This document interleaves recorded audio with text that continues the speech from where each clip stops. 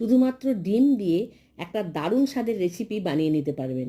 ভাত, রুটি, পরোটার সঙ্গে দারুণ যায়। বেশি কিছু ইনগ্রিডিয়েন্টও লাগছে না। প্রথমে 4টে ডিমকে নুন দিয়ে ভালো করে ফেটিয়ে নিতে হবে। বেশ 1 মিনিট মতন ফেটিয়ে নিয়ে অমলেটের মতন নয়, ভুর্জি যেরকম করি সেরকম সাদা থাকতে থাকতেই কিন্তু ভুর্জিটাকে করে নিতে হবে, নেড়ে নেড়ে। তারপর সাদা তেল দিয়ে চৌকো করে কেটে রাখা পেঁয়াজগুলোকে হালকা রঙটা চেঞ্জ হলেই ভেজে তুলে নেব। তারপর আবার চৌকো করে কেটে রাখা ক্যাপসিকামগুলোকেও একটু হালকা ভেজে নিয়ে তুলে নেব। একটা টমেটোকে ভেতরের বীজগুলোকে বের করে নিয়ে একটু শক্ত দেখে টমেটো নিয়ে টমেটোগুলোকেও ওরকম একটু রং বদলানো পর্যন্ত ভেজে তুলে নেব। আমার চ্যানেল যারা সাবস্ক্রাইব করেননি, আমার চ্যানেলটা অবশ্যই সাবস্ক্রাইব করে নেবেন। ফেসবুক থেকে দেখলে পেজটাকে ফলো করে নেওয়ার অনুরোধ করছি। বন্ধুদের সঙ্গে শেয়ার করে নেবেন আমার দেওয়া ভিডিওগুলো। বেল বাটন প্রেস করে রাখবেন, রোজের ভিডিও নোটিফিকেশান আপনার কাছে সবার আগে পৌঁছে যাবে। তারপর তেলের মধ্যে জিরে ফোড়ন দিয়ে অল্প একটু পেঁয়াজ কুচিয়ে রেখেছিলাম, একটা পেঁয়াজ মাঝারি সাইজের পেঁয়াজ কুচোটাকে দিয়ে দিলাম।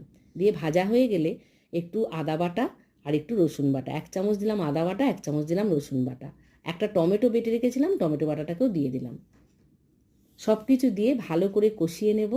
ভালো করে যখন এটা কষানো হয়ে যাবে তখন বেসিক কিছু মশলা দিয়ে দেবো। অল্প একটু হলুদ গুঁড়ো, 1 চামচ লঙ্কার গুঁড়ো, 1 চামচ ধনের গুঁড়ো আর 1 চামচ জিরের গুঁড়ো দিয়ে আবার অল্প অল্প জল দিয়ে ভালো করে মশলাটাকে কষিয়ে নেব। মশলার কাঁচা গন্ধ যতক্ষণ না যাচ্ছে ততক্ষণ পর্যন্ত ভালো করে কষিয়ে নিতে হবে। দেব আন্দাজ মতো নুন আর অল্প একটু চিনি, সেগুলোকে দিয়েও আবার কষিয়ে নেব।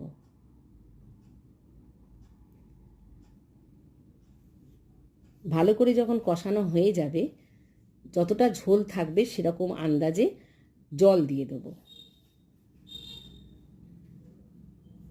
খুব বেশি তো ঝোল হবে না, একদম মাখা মাখা হবে, সেরকম বুঝে জলটা দেবেন। তারপর ঢাকা দিয়ে ফুটে উঠলে দিয়ে দেবো ভেজে রাখা ক্যাপসিকাম, টমেটো আর পেঁয়াজ। তারপর ওগুলো যখন একসঙ্গে মিশে খানিকটা বেশ ফুটে উঠবে, দিয়ে দেবো ডিমের ভুর্জিটা।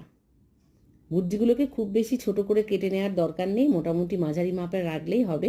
ওপর থেকে দিয়ে দিলাম, দিয়ে 1 থেকে 1.5 মিনিট রান্না করে নেব। বেশ ভালো করে রান্না হয়ে গেলে ধনেপাতা দিয়ে দিলাম।